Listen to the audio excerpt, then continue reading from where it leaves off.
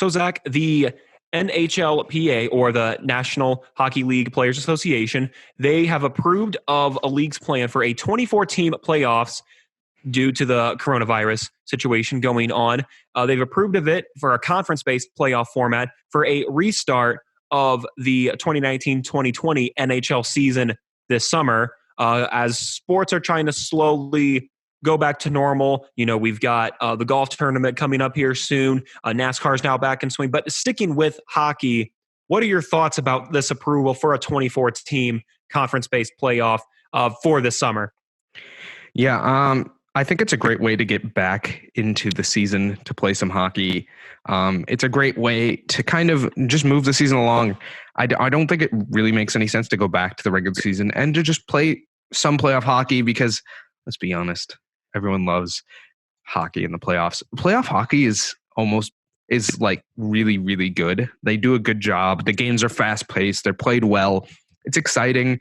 NHL does the playoffs well, and I think it makes sense to put their best product forward when they come back on the field or on the ice.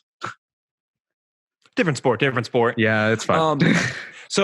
And then what has been confirmed and from what has seen through ESPN is that the top 4 seeds in each conference, based on the standings for the points percentage when the regular season was paused back in March, they would receive buys through a round of a best-of-5 play-in series featuring the 5 through 12 seeds. So it's definitely kind of a different format, but one that I think really works. And as you said, at this point, regular season, not that it doesn't matter, but at this point, they still need to crown a Stanley Cup champion. In terms of just the format, that's kind of what we're normally used to. Do you think this could be something that they look at, assuming that things slowly kind of get back to normal, that they could use for the future? Or do you think this is something they'll only use in this circumstance? 24 teams seems like a little too much most of the time, I think.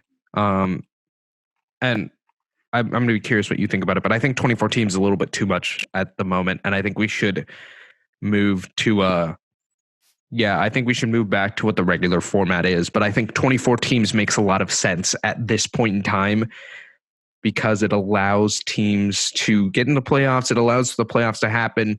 It allows us to see as many fans as possible, which makes sense for the NHL. If your team's not in the playoffs, you're less likely to watch the playoffs. I mean, that's just kind of the truth. So if you're having as many teams in the playoffs, puts as many eyes on hockey.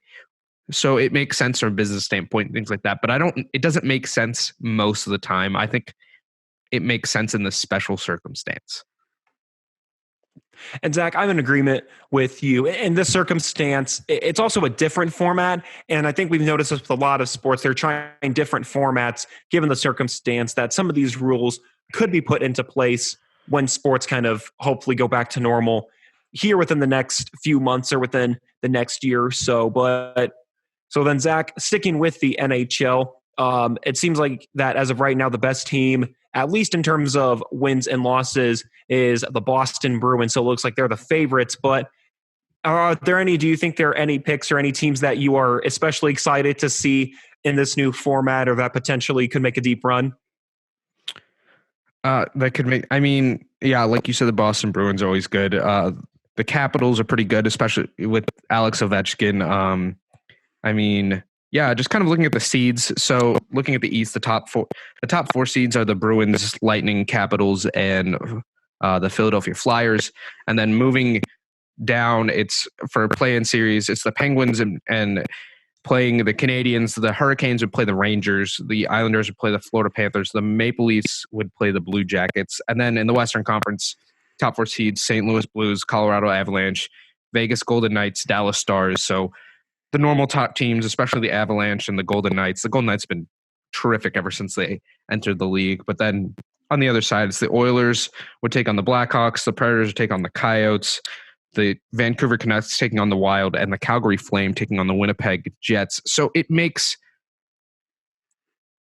so I think based on how the season's gone, I think and it's hard to make sense because every team's been hasn't been playing for 2 months. So who knows? So it's hard to make a prediction, but I think it would make sense to go with the teams that have the most playoff experience. So like a team like the Boston Bruins or the Capitals or the Flyers or the Golden Knights or the Colorado Avalanche, teams that are at the top. And it's harder to pick some of these lower seeded teams like the Canadians or the Rangers or the Blackhawks. Just because while the Blackhawks are an exception because they have a lot of playoff experience because of their run in the early to mid 2000s, it's just 2010s. I mean, it's just hard to pick teams that are a little bit lower seeded, especially based on what's been going on the past couple of months. And Zach, I think the one thing for sure is that when they get the official dates, the players, the fans, and anyone that loves the NHL is going to be excited. And I'm looking forward to see how this format will adjust with the players, with the coaches especially. And then again, just get ready to watch these players get back on the ice.